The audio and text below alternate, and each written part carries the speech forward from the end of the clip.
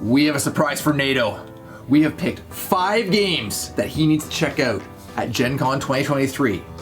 Stick around and find out what those are here on Legendary Tactics.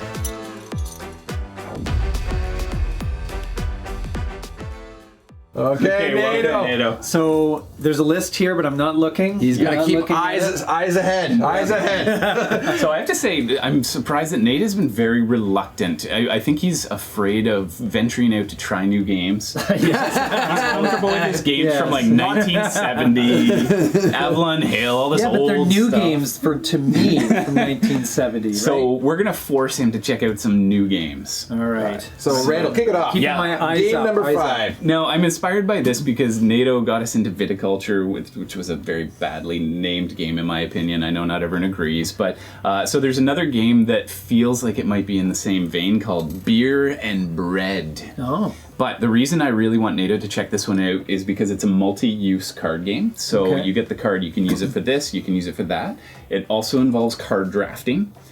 You've essentially, the theme is that you've got 2 villages who are known for brewing beer and baking bread, but they have to share their field of resources. Oh. So it's a friendly rivalry game about brewing beer and making bread. So are you open to the prospect of of beer? It sounds very Euro-y. Yeah, I think it might have a little bit of that feel. Yeah, okay. Absolutely. But that's okay. I don't mind Euros as long as they're well designed. Sure. Okay. Sweet. Cax, what's your pick? I'm going with a Wargame. Okay. It's called Iron Blood, Snow and Mud. Okay. Okay. Yeah, we're talking. The rhyming title is a little bit off-putting. Right, it's got a little bit of everything in there. Yeah. Okay, so this is a hex encounter. Okay. It's Eastern Front of World War II. Okay. Okay, so we're talking the Wehrmacht versus the Red Army. Yeah. Asymmetrically designed. Okay. So I saw that. I thought those hit some boxes for you. I think. Okay. So, in what way? Do you know how they're asymmetrical? Don't know much about it besides that, but I saw those things and I thought this might be one. Yeah, to check out. I'd be intrigued. I mean, depends on how it's done, obviously. Yeah. But it could be great. That sounds like it could be something that's really awesome. Awesome. Yeah. Okay, Flash, over to you. Now, by the way, you have a job at the end of this. You need to choose of these games, which is your number 1. Which is number 1. So essentially, who wins at choosing games for you? Okay, my next choice for you is Undaunted: The Battle of Britain.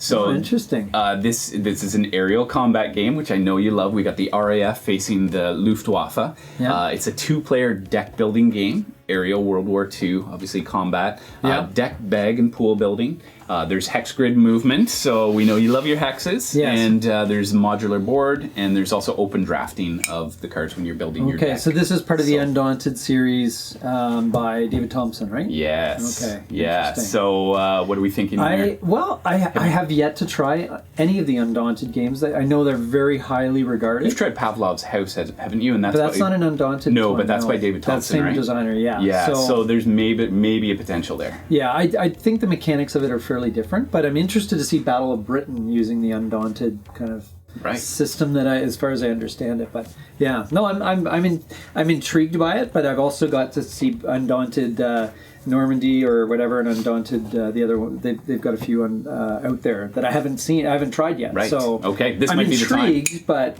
yeah, I'd like to try all of the Undaunted series. At Gen Con, you need to get in there. Yeah. Get gaming. Yes. Be legendary. Yeah. You're always legendary. Okay. No, I'm open to it. Speaking of legendary, Cax, I think you've got one. I do indeed. Nice segue. Okay, so this one is Legendary Encounters: The Matrix. Oh, interesting. So aliens reskinned. I know you have aliens. That's neat. Okay. And so I know you like the Matrix franchise. You enjoy. No, I have the Legends, the Alien Encounters one, Alien Encounters one. Yes. And those ones have different things. Like, is Neo just going to face Agent Smith? You remember that one battle where he just Agent Smith over and over again? I don't know. That could be a bit they'll mix it up a bit more. Yeah. I'm sure there'll be more to it. I would hope.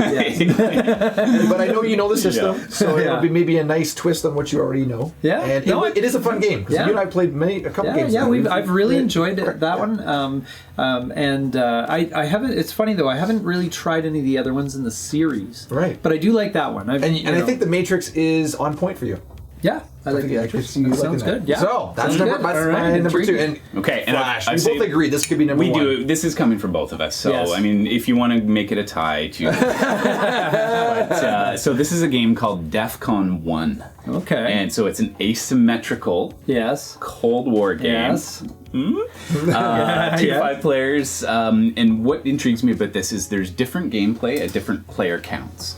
So at 2 players, there's the frontal shock game, which is nervous intense. At 3 players, it's called the Death Circle game, and you've got secret objectives. Okay. At the 4-player count, it's a semi-cooperative game. You've Wow. also got secret objectives. Yeah. I like semi-cooperative because Yes. we kind of like to help each other, yeah. but not really. Yeah. And lastly, at 5-player, it's just a pure secret objective game. So Yeah. it is sort of a modulating approach to how you play the game, depending on who you play it with, Yes. how many you play it with. Yeah, So. Interesting. No, that's. I like the idea of. I don't know if I've heard of a game that's asymmetrical by player count before. Mm-hmm. Can you Right. think of any other games where that seems it very plays unique. differently? by player count? Yeah. So that part of it sounds very intriguing. Obviously, the theme I have Twilight Struggle and Yeah. all that stuff, which Those would be are right. pretty tough to top. Yeah. But I like that kind of idea because if you think about it, a lot of times you have different playing groups and different people right. getting together. The game and changes. to have a completely different gaming experience depending on who you're playing you with. play with. You're going to want to try it at 2, at 3, That's or 4, right. or 5 Yeah. players just to see See how what it's like. Yeah. the And how it game works. is different, and you may find that the 3-player count is awesome and the 4-player count is something you don't like. Yeah. But I mean, it's intriguing for So sure. with awesome. this is best with 3, and Yeah, it really no, is it's a best with very 3, good right? list. I'd be open to trying any of these. Okay, so you have waited patiently for Nate to make his decision. Of these 5, what's the number 1 game that you will Want to check? check out.